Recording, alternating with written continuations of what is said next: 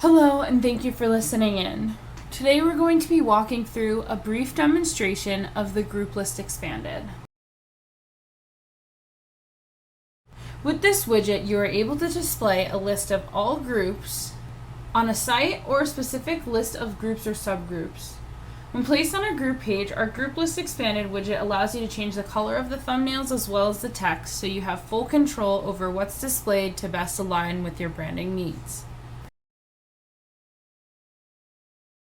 Now let's take a look at the configuration for this widget.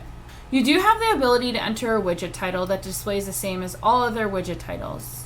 You can choose what to show, either a parent group and its subgroups, accessing users subgroups, the current contextual users groups, or the current contextual groups subgroups. You can then, if you select parent group, you can then select the specific group and subgroups to display. You then have a choice between the view type. It could either be a list or a thumbnail type, and we currently did have it set to thumbnail as you saw before. You do have some sorting options, so you can either sort all of the groups by alphabetical or when the last time they were updated. Furthermore, once you actually pick the sorting method, then you can choose if you want it to be ascending or descending. Here's where you enter how many items to display on a page. If you do choose to enable paging, it will display 16 items per page and page on to the next one. If you don't choose to enable paging, it will just show the 16 items on the one page. Here's where you actually have control over what colors you would like your groups as well as the text to be. So the background of the avatar you could see behind here, that's that color that's displayed behind. This is then the color that's displayed there when you hover over the icon.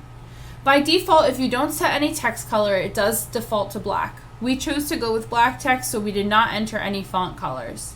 If you wanted to, you could enter a hexadecimal color for the background of the text, as well as the font color and font hover color. This background of the text refers to what displays behind the text here. Again, by default, it will default to your site theme.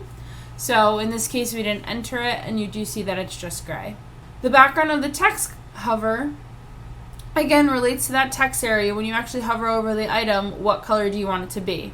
And then you do have control over the font color as well as the font hover color for this font down below.